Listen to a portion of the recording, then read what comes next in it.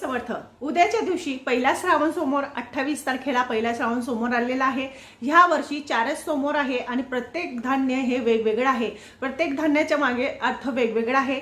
ज्या म्हणजे शिवयोग तयार झालेला आहे आणि आपल्याला उपवास कसा सोडायचा आहे, कोणत्या वस्तू खाऊनच उपवास सोडायचा आहे म्हणजे आपल्या उपवासाचं फळ आपल्याला प्राप्त होईल। तर आपल्याला काय करायचं आहे, उद्याच्या दिवशी तांदूळ अर्पण करायचे आहे। शिवमूठ म्हणून आपल्याला तांदूळ अर्पण करायचे आहे। तांदूळ थोडेसे घेऊ नका, तांदूळ भरपूर प्रमाणात म्हणजे मूठ भरूनच घ्यायचे आहे आणि मूठ भरूनच आपल्याला शिवांना अर्पण करायचे आहे। तेव्हाच तुमचे जे तांदूळ आहे ते शिवांपर्यंत पोहोचतील। आणि ते तांदूळ अर्पण करण्यामागे हेतू म्हणजे ते तांदूळ अर्पण केल्याने आपल्या घरामध्ये धनसंपदा वाढते, आपल्याला संतान सुख प्राप्त होतं, आरोग्य चांगलं राहतं, घरातली इडापिडा जाते, दारिद्र्यता नष्ट होते आणि धनाची वृद्धी होते असं म्हटलं गेलेलं आहे, शिव महापुराण कथेमध्ये सांगितलेलं आहे। आणि दुसरं म्हणजे आपल्याला उपवास कशावर सोडावा। आता प्रत्येक गावामध्ये सकाळच्या टायमाला उपवास सोडले जातात, काही ठिकाणी संध्याकाळच्या टायमाला उपवास सोडले जातात।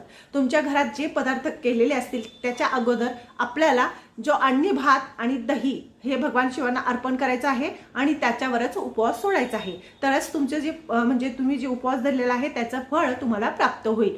तर त्याच्यावरच उपवास सोडायचा आहे। सकाळी सोडा, नंतर तुम्ही तुमच्या घरातला जो पदार्थ आहे तो तुम्ही खाऊ शकता। दुसरं म्हणजे ह्या दिवशी केस धुवावे का।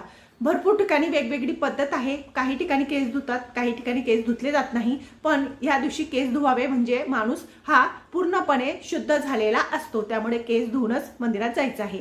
दुसरं म्हणजे ह्या दिवशी ज्या वेळेस आपण शिवमूठ अर्पण करणार तर शिवमूठ अर्पण करताना ती शिवमूठ ओली असावी, म्हणजे त्याच्यावर थोडंसं पाणी टाकायचं आणि मग शिवमूठ अर्पण करायची। शिवमूठ अर्पण करताना आपल्याला मंत्र म्हणायचा आहे। मंत्र कोणता म्हणावा, शिवा शिवा महादेवा महादेवा मी मूठ अर्पण करते, माझी सेवा स्वीकार करा असं तुम्हाला म्हणायचं आहे। हा मंत्र आहे किंवा श्री शिवाय नमस्तुभ्यम ओम नमः शिवाय हा मंत्र म्हणायचा। आणि संपूर्ण झाल्यानंतर दिवसभरामध्ये तुम्ही जर शिवलीला अमृत पारायण केलेलं नसेल म्हणजे तुमचं शक्य नसेल तर तुम्ही नित्य पठणाच्या 42 वेळ पठण करा, तुम्हाला निश्चितच संपूर्ण शिवलीला अमृत पारायणाचं फळ प्राप्त होईल। माझं चॅनल जर तुम्हाला आवडत असेल लाईक करा, सबस्क्राईब करा। श्री स्वामी समर्थ।